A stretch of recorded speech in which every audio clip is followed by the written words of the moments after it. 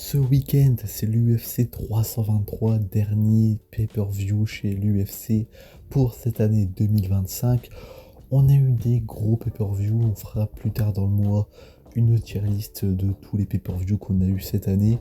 On a vraiment eu des bonnes cartes et cette carte peut être quand même assez cool, même si je pense qu'on n'aura pas une meilleure carte qu'on a eu avec Alex Pereira contre Ankalaev 2, ou même ce qu'on a eu avec Islam Makhachev contre JDM, qui était quand même une très bonne carte.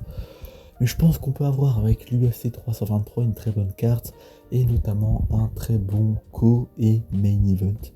On a notamment en main event Merab Dvalishvili qui défend le titre Bantamweight pour la 4e fois cette année, un record s'il réussit à défendre avec succès son titre contre Peter Yan. Le deuxième combat entre les deux, après que Merab ait déjà battu Peter Yan il y a plusieurs années. En co-main event, on retrouvera Alexandre Pantoja qui défendra le titre Flyweight contre Joshua Van. C'est deux excellents combats qui me hype énormément.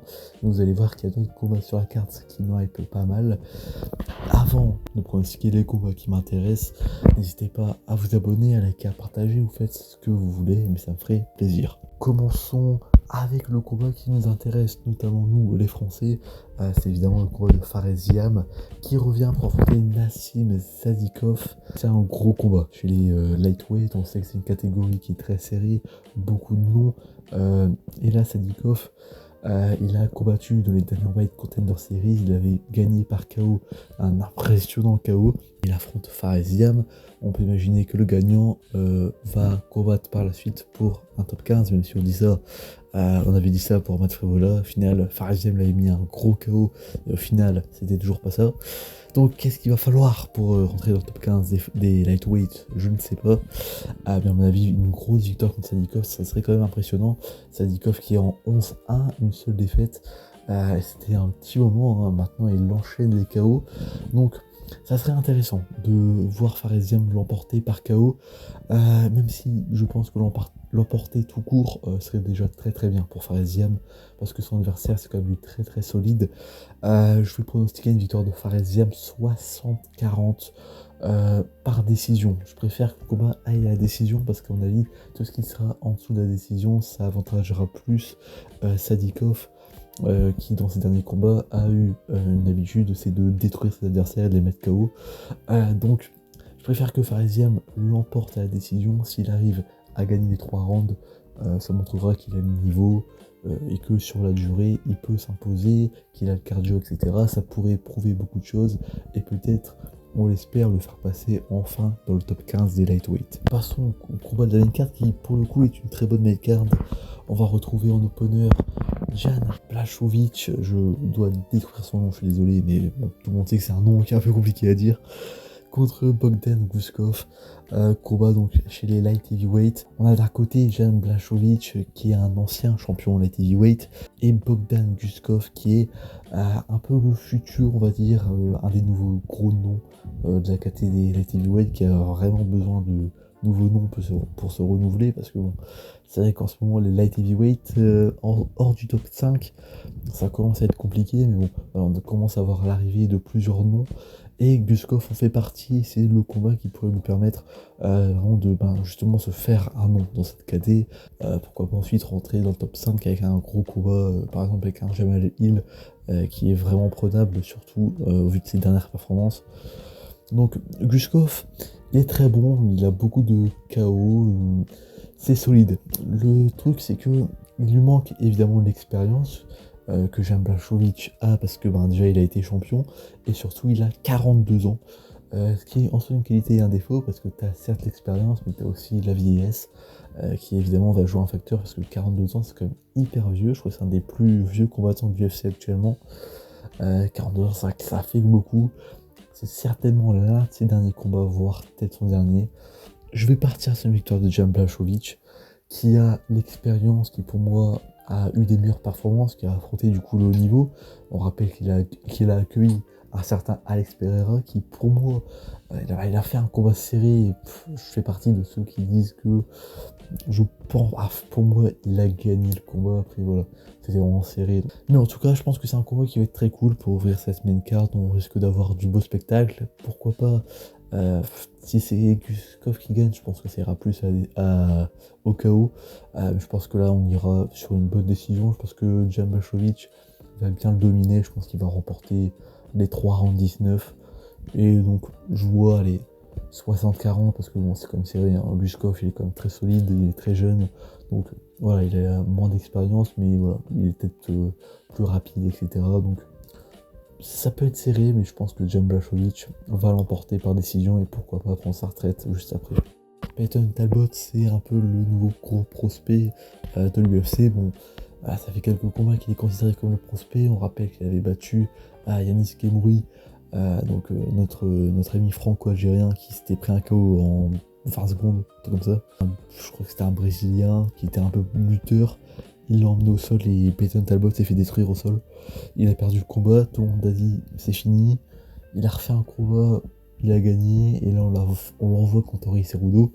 Henry Cerudo qui, on le rappelle, a été double champion de 2 KT différentes, mais qui depuis s'est vraiment cassé la gueule, il est sur une série de défaites. Et il a dit officiellement, je crois, que c'est son dernier combat à l'UFC. Donc voilà, il prendra sa retraite, lui c'est sûr, après ce combat. Donc après, en fait, cette carte a beaucoup de l'aspect de la nouvelle génération contre l'ancienne, notamment avec le Common Event. Et ce combat en fait également partie. C'est un combat nouvelle génération contre l'ancienne. Et pour le coup, je pense que l'ancienne va pouvoir passer devant. Voilà, je pense que l'ancienne génération va être meilleure sur le coup. Henry Cerudo, oui, il perd, mais bon, il perd contre genre des Merab et tout, donc c'est quand même du haut niveau. Peyton Talbot, il a jamais affronté le haut niveau, c'est son premier gros combat à l'UFC. Après, s'il gagne, évidemment, ça l'envoie dans le haut du panier. Même si c'est Henry Cerudo qui a plein de défaites, ça reste Henry Cerudo, quand même double champion et tout, donc ça reste le haut niveau. Mais je pense que Henry Cerudo va lui faire du sale. Je pense que même Henry Cerudo pourrait le finir avant que ça y ait la décision, mais je vais quand même pronostiquer une victoire d'Henry Cerudo à la décision. 70-30 pour Henry Cerudo, franchement, je pense que c'est quand même. Ça va pas être très serré. Je pense qu'Henry Cerudo peut globalement le faire. Il a le niveau, il a les compétences. Maintenant, voilà. En plus, c'est son dernier combat, donc je pense qu'il voudra partir sur une victoire. Et ça serait quand même une bonne victoire contre Peyton Talbot, parce que Peyton Talbot, il n'a pas affronté de gros noms, mais ça reste quand même un gros prospect de la nouvelle génération. Donc ça montrerait quand même qu'Henry Cerudo a le niveau. Je pense que ça lui ferait du bien. Combat de fou, combat que j'attends de fou. Ça va être un combat de dingue. Brandon Moreno contre Tatsuro Taira. Il y a un monde où c'est le fight of the night, très clairement. Brandon Moreno, c'est un des combattants que je kiffe le plus. De toute façon, les flyweight, bantamweight, souvent c'est incroyable à regarder. Et Brandon Moreno fait partie des combattants où genre ils ont pratiquement pas de combat chiant, c'est toujours des combats de fou. Et là, il affronte Tatsuro Taira, donc ça va être du gros niveau des deux côtés. C'est un peu comme le Jan Blachowicz contre Guskov. Il y en a un qui a l'expérience, l'autre qui a plus la jeunesse. Brandon Moreno, il est là depuis longtemps, il a eu de l'expérience. Il a combattu pour le titre à de nombreuses reprises, je crois. Tatsuro Taira, il a jamais combattu pour le titre, mais c'est un gros prospect. Il est en 17-1, ce qui est quand même un putain de record. Donc, je pense que ça peut être un très gros combat. Je pense que ça peut être serré. Et je pense que ça va l'être. Mais j'ai quand même un léger avantage pour Brandon Moreno. Qui a du coup de l'expérience, qui a affronté des plus gros noms. Et il sort d'une victoire contre Steve Herzeg, qui est quand même le haut du panier dans la KT. Tatsuro Taira, il a beau être très bon. Voilà, j'ai un peu de mal. Je pense que voilà, c'est le combat pour lui où il va prouver. Il doit prouver qu'il a le niveau. Il n'a pas affronté pour l'instant le haut du panier. Ça fait partie du haut du panier. De toute façon, chez les flyweights, c'est simple, t'as Brandon Moreno, Royval, maintenant t'as Joshua Van, t'as Pentoja et t'as Kai Kara France. C'est un peu les 5 gros noms. Faut battre un des 5 pour vraiment concourir dans les meilleurs. C'est donc un moment décisif pour Tatsuro Taira. S'il gagne, il est propulsé directement au top 3. Je pense qu'il pourra combattre pour le titre contre le gagnant de Joshua Van Pentoja. Et s'il perd, ça va être un peu plus compliqué. Mais bon, de toute façon, Brandon Moreno, ça reste vraiment le niveau, hein, je le rappelle.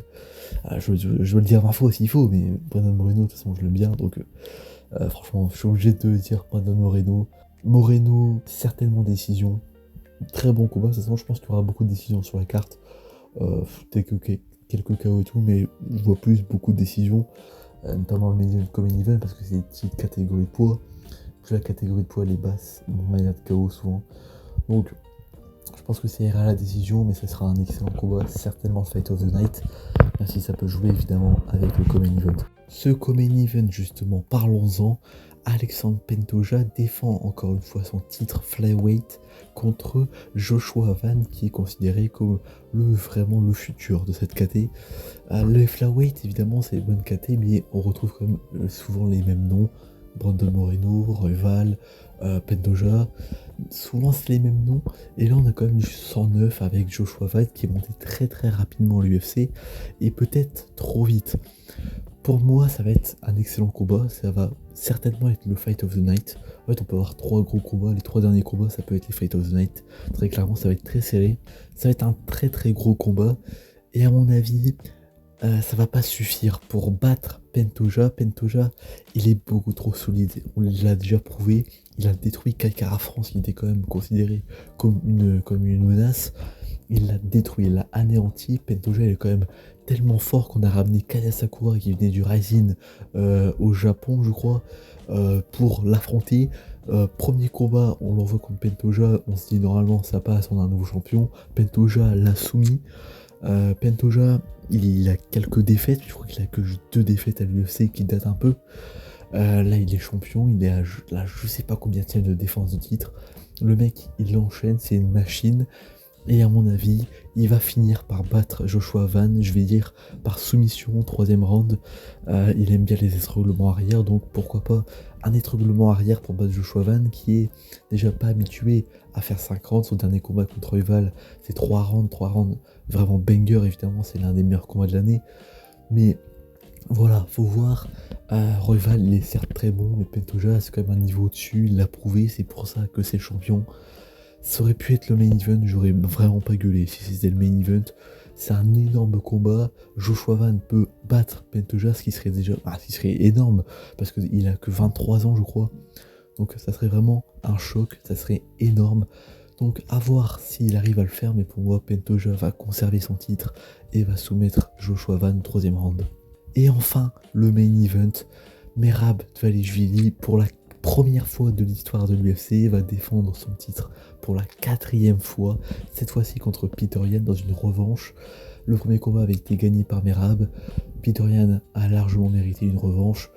Il affronte Merab et ça risque d'être un combat assez incroyable, parce que Peter Yan est un excellent boxeur, un excellent combattant. Merab, on le sait, c'est l'un des meilleurs bantamweight de tous les temps. Demain, la vidéo qui sort, c'est d'ailleurs savoir si Merab est le plus grand bantamweight de tous les temps. Le seul qui peut le mettre en difficulté, à mon avis, c'est Umar. Et Umar a encore quelques failles, il l'a montré dans son dernier combat contre Mario Bautista. Il a des failles dans son jeu, et s'il affronte Merab, je pense que Merab gagnerait ce combat, mais ça serait quand même très serré. Là, je dois avouer que voilà, c'est genre du 80-20 pour Merab. Peter Yan a un bon striking et il peut mettre en difficulté Merab, mais on l'a vu, Merab s'est vachement amélioré et peut, à mon avis, soumettre ou mettre KO, TKO Peter Yan. À mon avis, ça va quand même aller à la décision. Merab va gagner par décision, certainement avec peut-être un round ou 2 à 18, comme avec Cory Sandhagen. Je pense que ça va pas être très très serré. Je pense que Merab va conserver son titre et après il affrontera le gagnant de Umar contre Figueiredo qui aura lieu en janvier. Mais en tout cas, Merab se placera en mon avis en tête pour le combattant de l'année. Énorme année pour Merab et il peut finir de la meilleure des manières en concluant cette année avec le dernier combat des pay-per-view à l'UFC pour l'année 2025. Et donc il peut battre Peter Yan et rentrer dans l'histoire en devenant le premier champion à défendre son titre 4 fois dans la même année. Bref, merci d'avoir suivi cette vidéo, n'hésitez pas à vous abonner, à liker, à partager. N'hésitez pas à me dire vos pronostics en commentaire. C'était Platy, bye tout le monde.